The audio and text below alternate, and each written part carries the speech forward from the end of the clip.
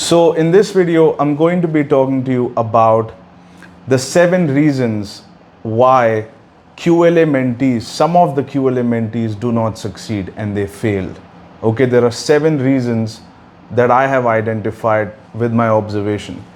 And if you don't know who I am, I've done 2 of Dan Pena's QLA Castle seminar. One is the QLA and the second one is QLA Hardcore.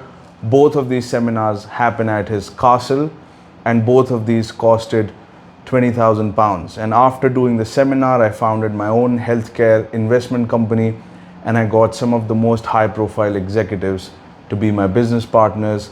I met and talked to over 400 multi-million dollar businesses, and I also met a $10 billion public company and talked to all the major banks in the region. So we are breaking down what is the reason for failure for Dan Pena's QLA mentee, and is there a pattern? And the answer is absolutely yes, there is a pattern.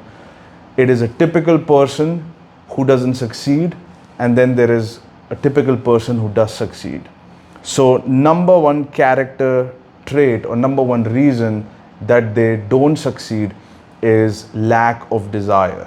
Lack of seriousness, just sloppiness. You can see it right away, and the seriousness is just not there. One classic example of this is we were at the seminar and Dan Pena said, don't talk to each other. Okay, just don't talk to each other. You guys have nothing in common. There is no need. I mean, this is not a networking event. You're going to build your own companies in your own regions, and you're likely to exchange ideas that are not good for each other. All of you are new at this. You haven't executed. You don't understand it. Don't talk to each other. And then in the first seminar, after the 7th day, and he said that when you're going back from Scotland, and if you see somebody sitting next to you on the train, go and sit down someplace else, because nothing good can come out of you guys talking to each other. Okay, so this is something he said. What happens on the 7th day? Everybody gathers together. One guy raises his hand and says, you know what, this is the last night, let's celebrate. And we're going to go to my room. You guys can come. We're going to open a bottle of alcohol.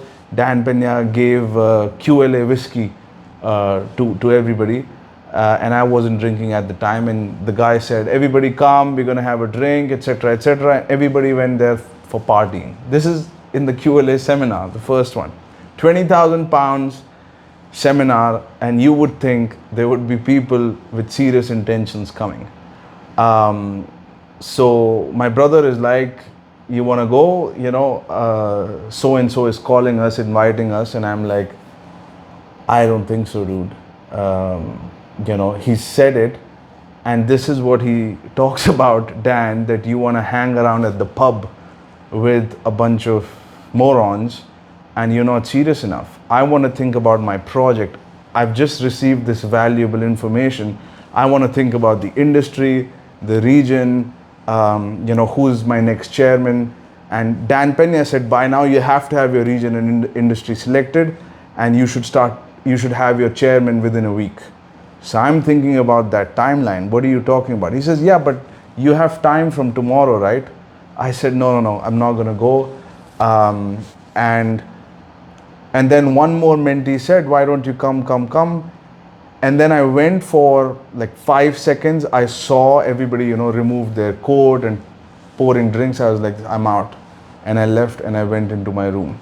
So you could see a large percentage of these people did not have a strong desire, and they weren't listening. After paying £20,000, they weren't listening.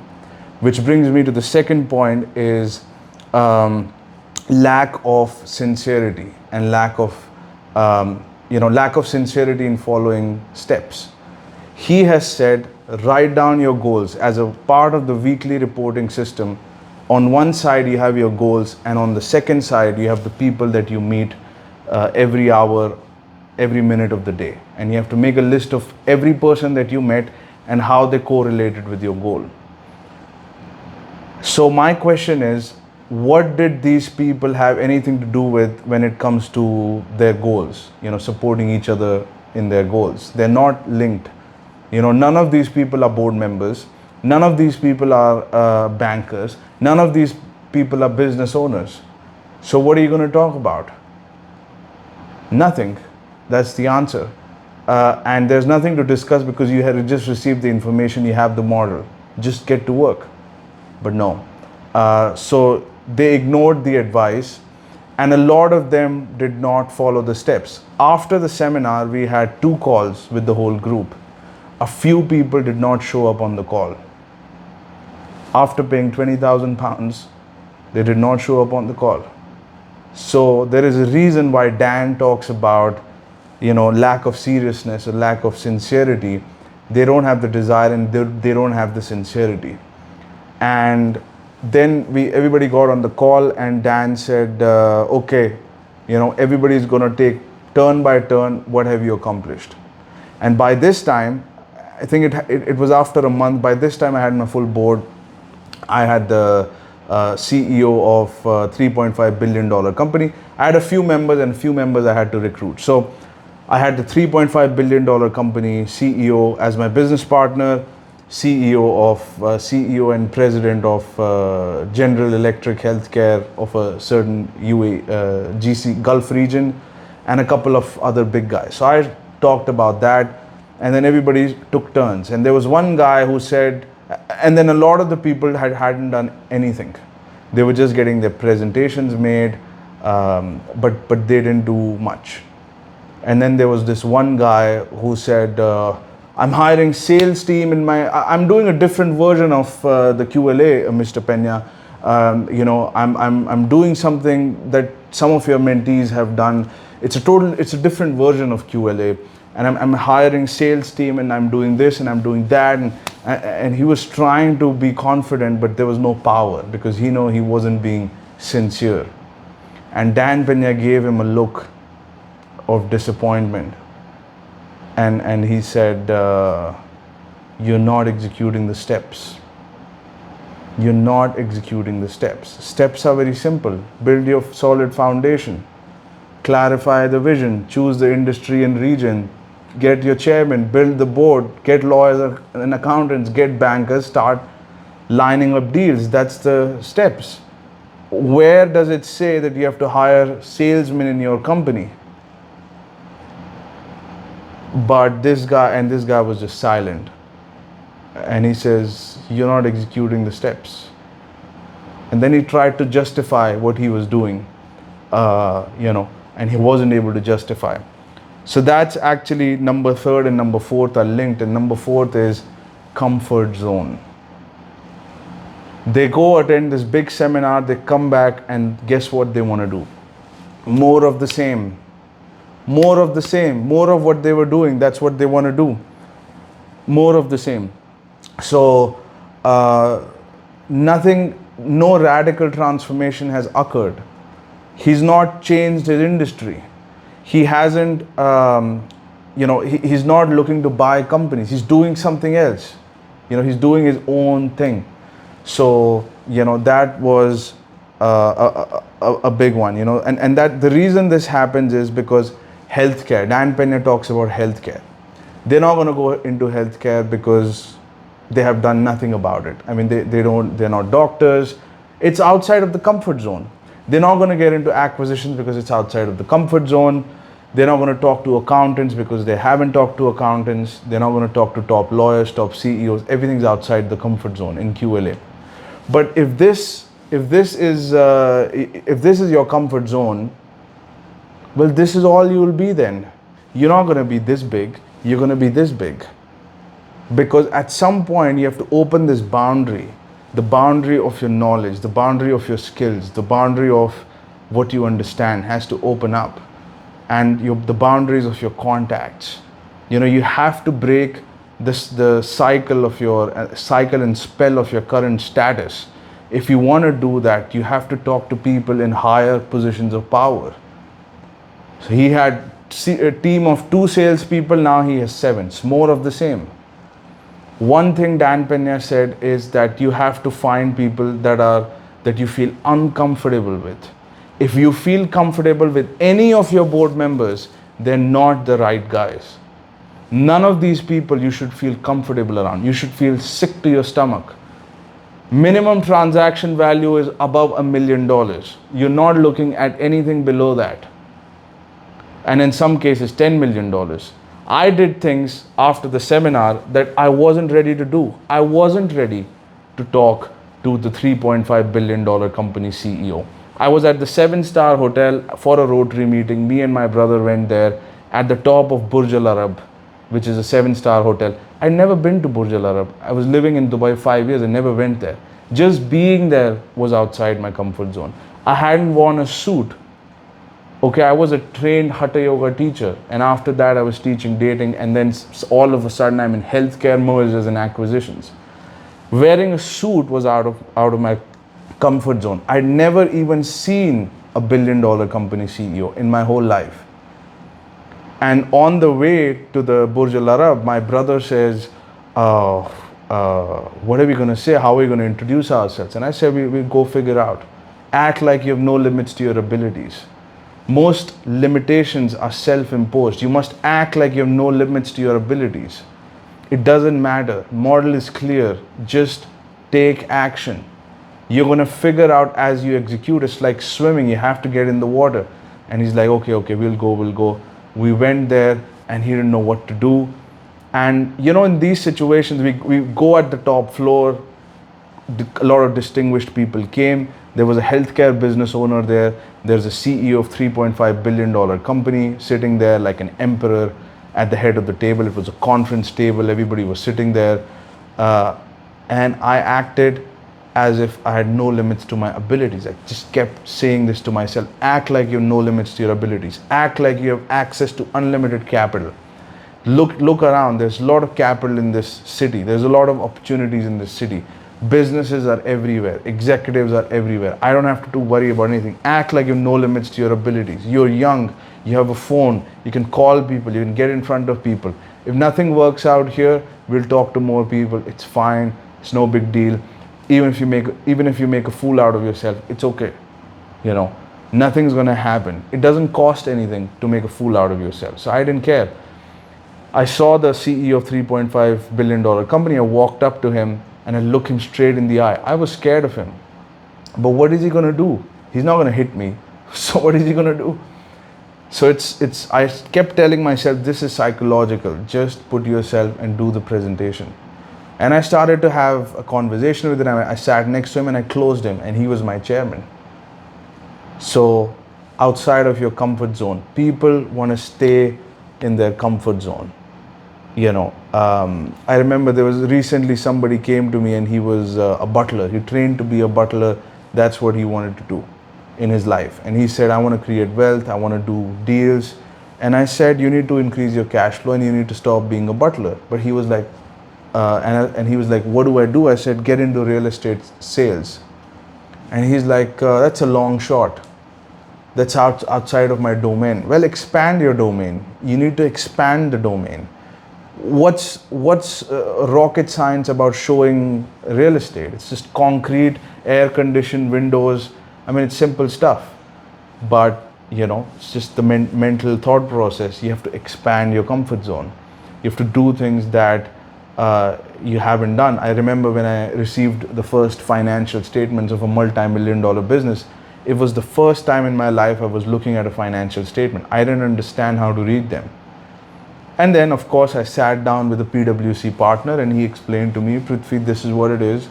You have great interpersonal skills and I have financial skills. I will share my skills with you. And you have great interpersonal skills that he did not. I have great interpersonal skills, but he did not. So I have some strengths. He has some strengths. He's going to bring something on the table, and I'm going to bring something on the table. It's just that simple. You don't have to pretend that you know everything. I say, here's a financial statement. Could you explain to me what this is? I haven't had a formal training, and then he explained to me. Guess what? I went, and it all looked like Chinese to me. I went and I read one book on financial terms. After that, I opened the financial statements and I knew exactly what it was. Every single line item, I knew what it meant and how to analyze it and how to assess risk.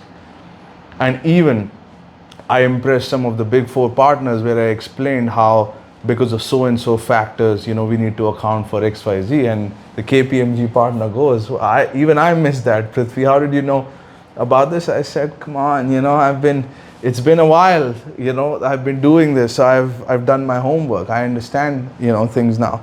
So you can expand your means, you can expand your comfort zone, you can expand your skills, but you have to put yourself in that position. I didn't understand healthcare business. I don't even like hospitals, but I went and I understood. What do you do? Okay, there is a receptionist. There are the doctors. This is where they sit. What are the services? What do you show me the machines. The surgeon would show me around the facility. I would make note of everything. I would understand. It's just papers, some desks, some machines, some office, and some people. That's all that a business is. And they're supposed to do the job and treat the patients. They know what to do. So, you can expand all of that. When I went to a first clinic, I wanted to puke. So it's very easy to quit, in this, every time you feel fear. So number 5 is going to be fear of failure. Everybody wants to avoid failure because they don't want to look bad. And it's not even for financial reasons, because if you have a job and you're supposed to have a job, if you're doing QLA and you're doing mergers and acquisitions, you need to have a cash flow source. If you have that, then what's the worst that can happen? You're going to get rejected, that's all. But and you start a project and your environment laughs at you, who cares? But no, there is a fear of failure. What are people going to think? What are people going to think? And that's what my brother was also worried about in Burj Al Arab. He didn't talk to anybody, or a few people, but he didn't talk to much to the CEO of a $3.5 billion company. I was talking to him. Why? Because he was embarrassed as to how he will introduce himself. This guy is a CEO of $3.5 billion company, and my brother may look at him and say, I haven't done anything. Well, the CEO of $3.5 billion company is 60 years old. I was 26. Nobody is expecting me to do anything. I'm just building my track record right now. So I told him I'm building a portfolio of companies. Would you like to join? And he gave me his card, and that was it. No rocket science. So fear stops people, and then they don't expand. And fear of failure stops a lot of people. So I would say that's one of the big reasons why people stop. Number 6, perfection equal paralysis. This is something Dan Pena talks about. He kept saying in the seminar, perfection equals paralysis. And people just kept asking him questions. How do you do this? How do you do that? Over and over again. And he says, do something. He says, do anything. Mess up. But do something. You learn something, but do something. So I knew that I'm never going to be perfect. I just have to keep presenting myself. Have to keep doing presentations. My first presentation was with a 500 million pound worth guy. And it's just after I left the Castle seminar, I went to his house. I had set up that meeting much before. He was a friend of mine. I made contact with him at a health club, and I knew he was a prospective chairman. I didn't even look at the scripts at that time. Just before the meeting, I read the scripts. I lost my suit. I went to Hugo Boss, purchased another suit, went to his house, did the presentation. He said yes, and then he said no. It's fine. It's okay. No problem. We go to the next person. My first presentation, I said, I'm going to get it done, something. I'm just going to get something ready, and I'm going to send it. My first email to the CEO of $3.5 billion company, it says mergers and accusations, not acquisitions. Mergers and acquisitions. I didn't know the spelling of acquisitions. I didn't know mergers and acquisitions. I wrote down accusations, which is accusing something of someone. So for the first probably 50 emails or 50 messages, I had written accusations, mergers and accusations. So, but he said yes. Nobody gives a shit about the spelling, So, and then I was laughing at the email. So it doesn't it doesn't matter what's the spelling. And you know, people are so stuck in the presentation. My brother was looking at his presentation, massaging it. The logo is not perfect. I need to readjust things. And I was like, I was looking at him and I was laughing. You need to move faster. You know, just put it out there. Put something out there. It doesn't matter. You know. And then number 7 is giving up. You know, you just give up. After some time, you give up. Imagine Elon Musk says to himself before he's starting the rocket company, you know what, Elon, give yourself a year or give yourself 2 years. If it doesn't work out, you're going to move to another project. Imagine he said that. Will any of his projects succeed? Will his rocket company succeed? The things he was able to achieve, would they succeed? Do you know how many times Steve Jobs was kicked out of his company? Imagine he said, I'm going to give myself 1 year, 6 months with a timer. If it doesn't work out, I'm going to quit. So if that's the attitude, then it's not going to work out, because you know, you have to persevere.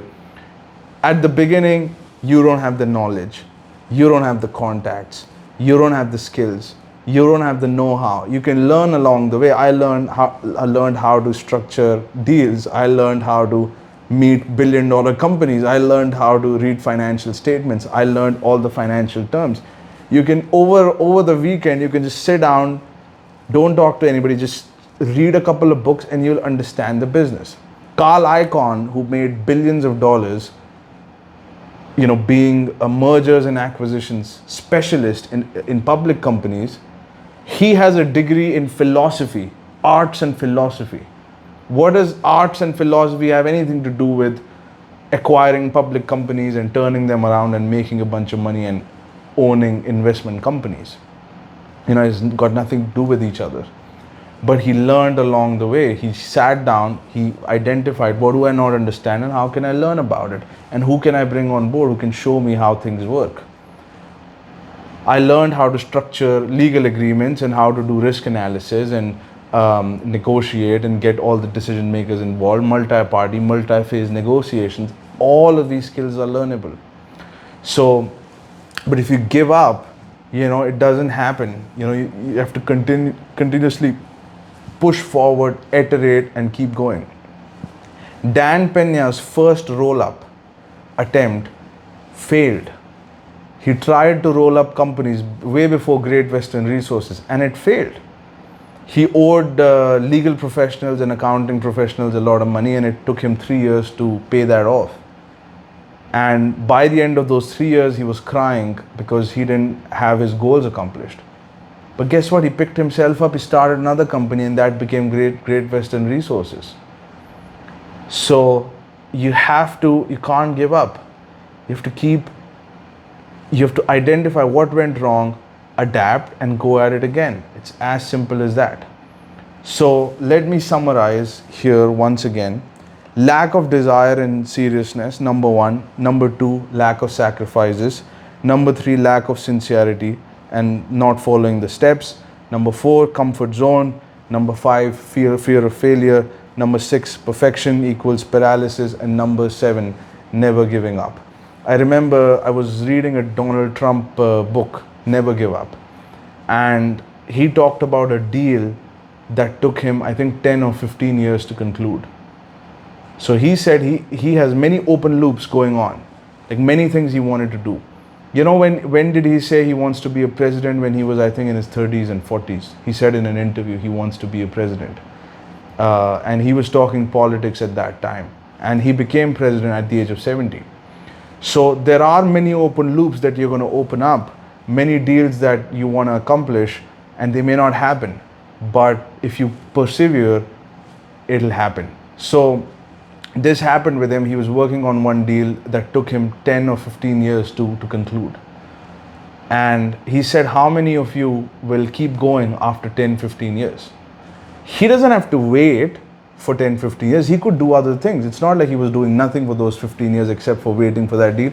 He went on to other things. He was doing other things and he was working on other things. But he kept following up on that particular transaction over and over and kept chipping at it little by little, little by little.